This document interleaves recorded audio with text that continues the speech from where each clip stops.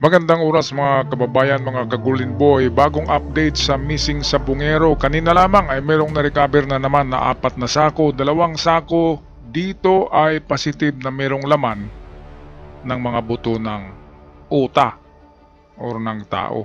At para sa detalyadong balita, narito si Ed Lingaw para sa TV5 Una sa Balita. Nadagdagan pa ang mga sako na na-recover sa Taal Lake ugnay sa paghahanap sa mga missing sa Bungero. At live mula sa Laurel, Batangas, sa Una sa Balita si Ian Suyo. Ian, ilang sako na nakuha ngayong araw mula dyan sa Taal Lake? Ed, 4 na sako nga ang na-recover ng mga tauhan ng Philippine Coast Guard kanina sa sinagawa nilang pagsisid dito sa Taal Lake. Ito na nga yung ikapitong araw ng retrieval operation na isinasagawa nila dito sa Lawa. Pag alas 3 ng hapon, noong iangat dito sa Pangpang ng mga tauhan ng PCG at ng tauhan na rin ng SOCO, yung 4 na sako na nakita natin na kulay puti at kulay asul na posible umanong naglalaman ng ebidensya na makatutulong sa kaso ng mga nawawalang sa Bungero. Mula dyan sa Taal Lake, saan daw dadali ng mga nakuhang sako? Bok, ayon nga sa paliwanag ng PCG, una munang dadalhin yung mga nakuhang sako doon sa forensic unit ng Batangas PNP, saka ito dadalhin naman sa forensic group sa Camp Cramena para i-examine at kung maaari i-extract para makakuha ng posibleng DNA kung sakali nga na may mga buto na mamataan doon. Okay, pero yung mga nakuhang buto ba, ilan dyan ang kumpirmadong buto ng tao? Okay. Bok, doon sa 4 na sako na nakuha kanina, 2 daw doon ay sandbag. Samantalang 2 naman doon ay naglalaman ng buto ng tao. Kinumpirma mismo yan ni DOJ Secretary Jesus Crispin Remulla at anya nga, buto daw ito na part daw ito ng rib o tadyang ng tao. Okay, so ito na picture out na natin mga kababayan na yung sandbag, yung sako na buhangin lamang ang laman, yun na yung sinasabi ni alias Tutoy na doon itinali yung mga nawalang sa Bungero at ginawang pabigat yung sandbag at binutas-butas ang mga tiyan para hindi lulutang yung mga kawawang sa Bungero. Ngayon yung sako na may laman ng mga buto talaga, ayun yung mga sinunog. Kaya durug-durug, kaya yung iba nagsabi na saan na yung ulo, yung bungo. Wala na nga dahil kung sunugin mo yan ay magkapira-piraso yan. Alright, so ito na talagang nasa 70% na ng recovery success ang nangyayari ngayon sa Taal. At yung nangyari pala sa sementeryo kahapon, yung binako ng mga buto, isa pala doon ay babae. At yung 3 pala na yun ay lumutang pala yun diyan sa Taal Lake. Yun ang report.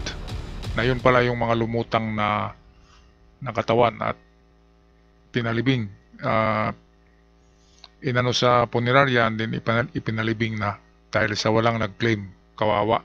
Yung isang babae doon ay buntis daw yun Parang naano lang siya, nadamay lang dahil yung kanyang kasintahan yata ay isa sa parang nakidnap na sa Bungero at naidamay na yung babae dahil magkasama nga at hindi na pinakawalan pa, kawawa.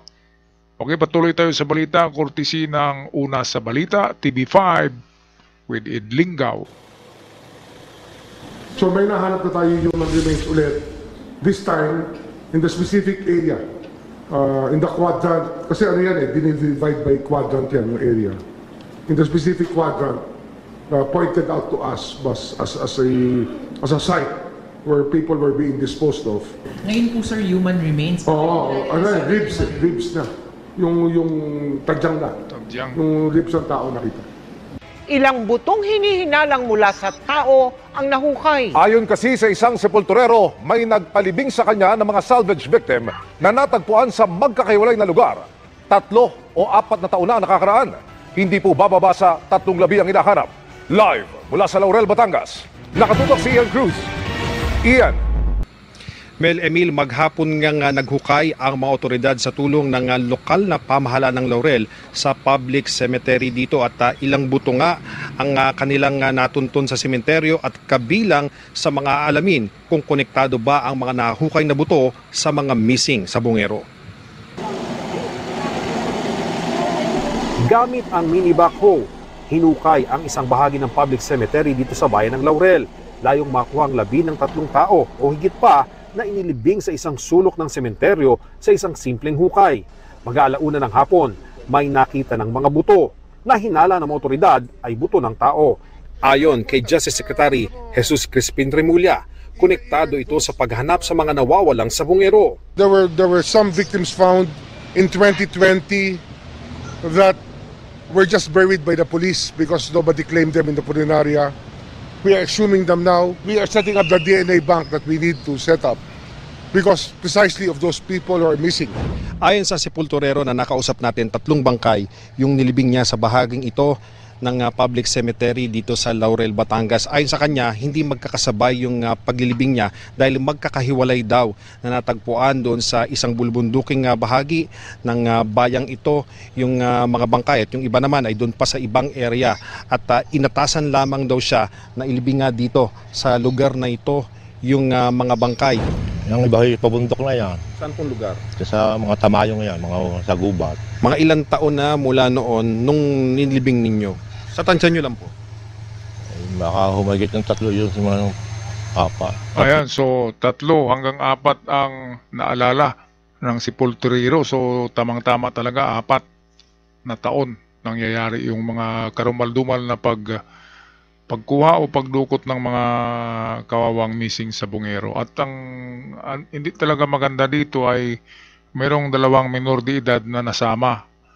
Yung mga minor de edad ay tagapagpatuka lang yun ng mga manok. At isinama na dahil nagiging witness, nakita kasi yung mga muka ng mga dumukot na mga uniformado. Okay, at ang mga naka-uniforme na yan ay detinado na ngayon sa Camp Crame.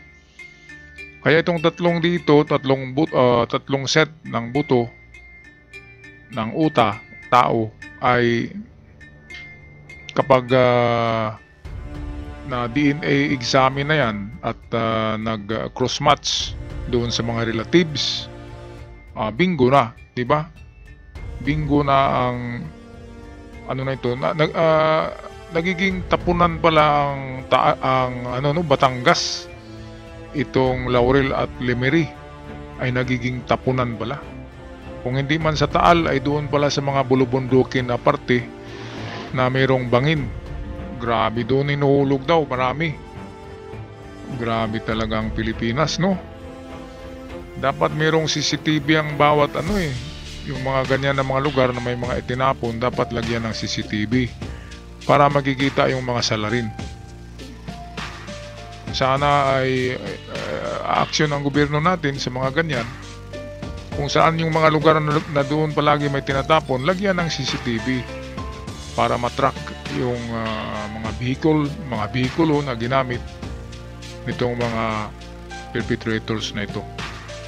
Grabe mga kababayan, no? So by next video malalaman na natin kung ano yung mga nakuhang dyan, buto. Alangan naman na sa baboy yan.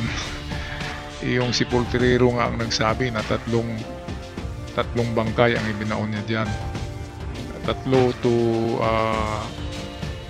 to 4 years ang nakaraan. Yun ang kanyang alala. Okay mga kababayan, ano sa palagay nyo? Ito na nga ba yung nawawalang mga sabungero, yung na-backcode yan? Paki-comment sa ating comment section. Mamaya meron tayong i-upload na isa na namang na-recover ng mga taga-PCG. Ako'y magpaalam na. Maraming salamat at sa bago pa lamang sa channel, huwag kalimutang mag-subscribe. Hanggang sa muli, paalam at ingat ang lahat.